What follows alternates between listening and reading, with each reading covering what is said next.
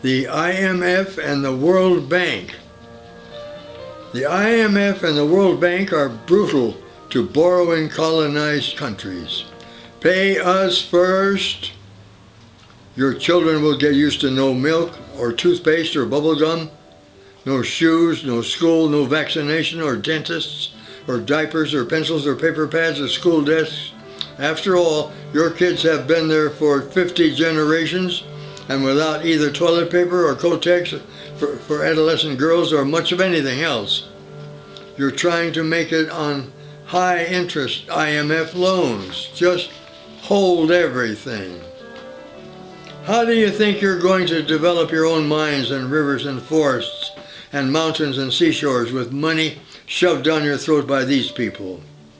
Comb your hair, go down the street to a coffee house and sit and think about all this for a while. I'll join you in a couple of minutes. They didn't give you money for your reasons, they gave it for theirs. They're drowning in capital, money, coins, canceled checks, stock certificates, evictions, inheritance taxes, lawsuits to collect from your friends after they're dead, and the money might go to their children.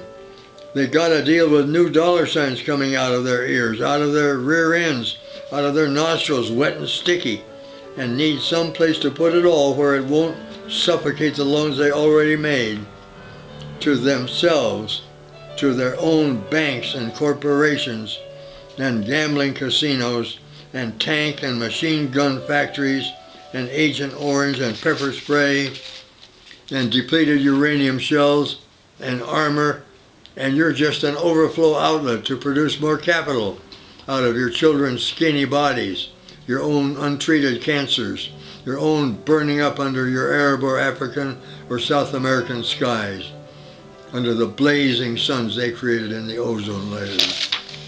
So now you're sitting there, and I want you to pay attention to the next thing I'm about to say to the 4,650,000,000 of you, all looking up at me, wondering what I could possibly have to say. It will be the most important thing that has been said to you in the last 45 centuries, in your deserts, your jungles, under your stars, in your neighborhoods, in your slums, your prisons, your execution chambers, your prison wards for your 6-year-old children that spilled milk on the kitchen floor, which is now a felony. You cannot survive more than a few months, maybe a few years, with them in your lives. You cannot appeal to them to be more humane with you, to recognize that you are people, that you are histories, that you are every kind of bravery that has ever been thought of. You cannot do business with them. You have to discard their whole system because basically it does not care about you. It only wants to use you for their profit-making purposes, for that's all they are. They are not people. They are profit-making purposes. So far, the big systems must have been built on money. Mountains of it, volcanoes of it, deep oceans of it. That has to be changed. The system, the only system, what will work for you has to be based on people. Single people, married people, whole civilizations of you, whole agricultural labor forces, whole industrial worker groups, all of you, at your very, very beautiful best, your most loving best, your most heroic, most devoted best. So far in history, this new system has been called socialism. That is a whole new system.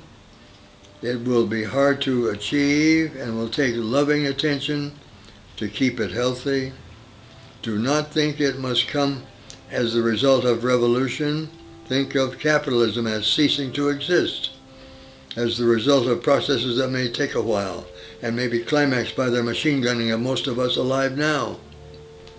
Only this way can it sicken and age and eventually dies. There is no other way, and it will require our violent deaths in their desperate, insane final hours in history. Our survivors must not let capitalism be put in a cemetery where it can be visited or honored. It will be put on board their own depleted uranium space rockets and will be fired off in directions in the dark nights with brilliant stars toward the parts that are relatively empty, so others out there will not be poisoned, be contaminated with profit-making, as though that was all there was, but will just be able to travel forever to the absolute center or the outer limits, or the center and beyond, to the outer limits beyond the center that is invisible, utterly invisible, as masses of black antimatter that will slowly turn into lavender light in 50 billion years. You have not heard anything this eternal, this infinite, this deeply filled with love for each other, this wonderful for children and later when they are old and are reaping the loveliness of the older years.